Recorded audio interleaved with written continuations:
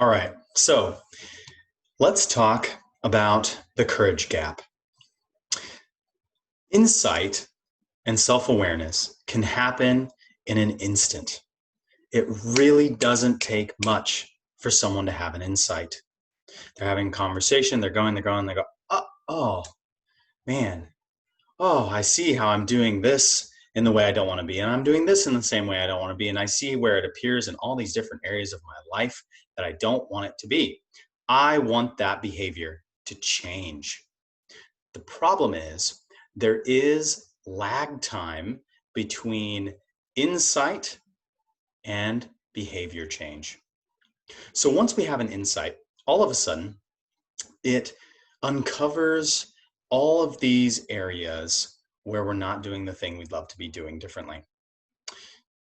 It's like a giant void has just opened up in our life. If we want the behavior change to happen, we essentially have to be comfortable living in that void where we're aware that the behavior is not what we want, but know that it's also not changing as quick as we want it. Because wouldn't it be great if we could just have an insight and then change our behavior like that? I think it would be fantastic.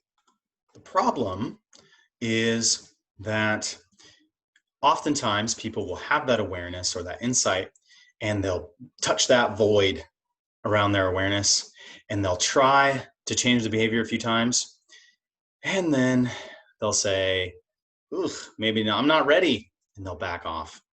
And sometimes it may be true, sometimes it might not be. And then sometimes people touch that void and they go, "You know what, I'm just going to go accept who I am. I'm just going to go keep doing, I'm just to resign to my fate. This is just how I was born. This is how my life is. This is just the way it is. This is just who I am."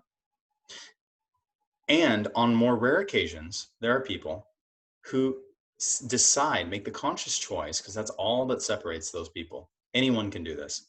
They make the conscious choice to be in that void of awareness and begin practicing the behavior differently. Even if it's just they only are able to do it differently one time out of 100. But as soon as they commit to that change and are patient with themselves, but dedicated to improving, they can change that 1 into 5. And then in another year, they may do the behavior differently 10 out of 100 times. And then in 5 years, it may be 25 out of 100, and then 50, and then 75. And then before you know it, 10 years down the road, they're able to do it 99 out of 100 times. They can change that behavior. They can do the thing that they would love that is a reflection of who they are the majority of the time. And so that is the courage gap. That is going from insight to implemented action. And especially as Americans, what we want is we want to have an insight and then change it like that, just super fast.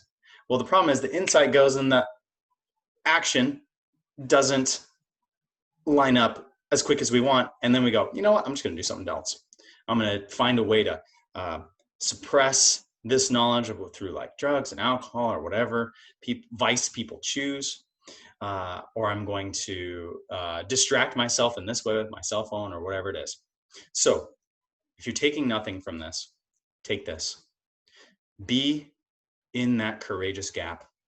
Get comfortable with the void of your awareness when you have an insight so that you can start to actually chip away at that behavior change and celebrate even 1 out of 100 successes. Celebrate 10 out of 100, because the more you celebrate the little wins in life, the stronger they become, the more root they take in your mind, heart, and soul, and the quicker you can close that gap. But it does take courage to make it happen. So hope you've taken something from this. Keep going out, being self-aware. Continue. The definition of success is being dedicated to improving your life and yourself every single day, while also being dedicated to accepting yourself and where you're at every step along the way. Remember that as you seek to change your behaviors so you can really be who you truly are. All right. Peace.